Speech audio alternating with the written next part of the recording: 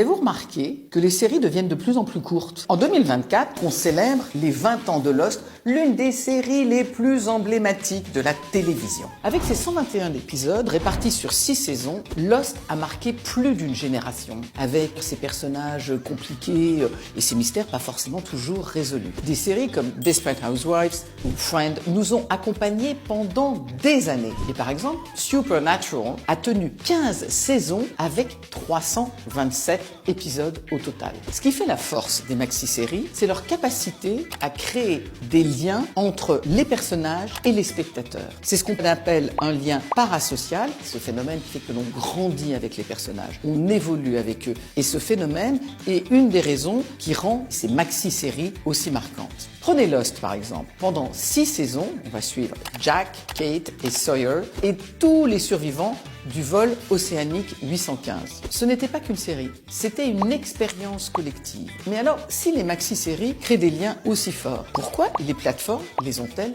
abandonnés? Alors il y a plusieurs explications. Il y a d'abord une explication sur le coût.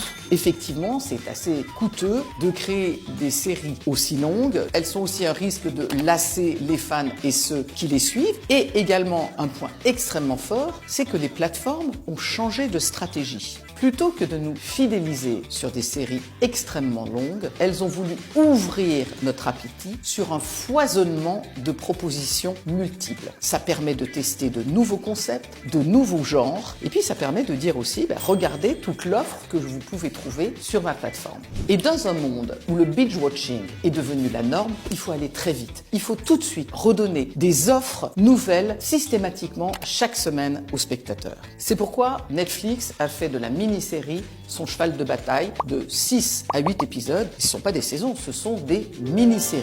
Une autre raison aussi pour laquelle on a beaucoup de mini-séries, c'est que ça permet d'attirer énormément d'acteurs et d'actrices qui viennent du cinéma. Je pense à Nicole Kidman dans Big Little Lies, Kate Winslet dans Mare of Easttown et Jessica Chastain et Oscar Isaac dans Scenes of a Marriage. Alors, il y a quand même quelques maxi-séries qui survivent. Le plaisir de suivre Grey's Anatomy depuis tellement d'années, mais on est toujours là, fidèle à ces séries. En conclusion, est-ce que vous avez, vous, des maxi-séries qui vous ont beaucoup plu? Dites-le moi dans les commentaires.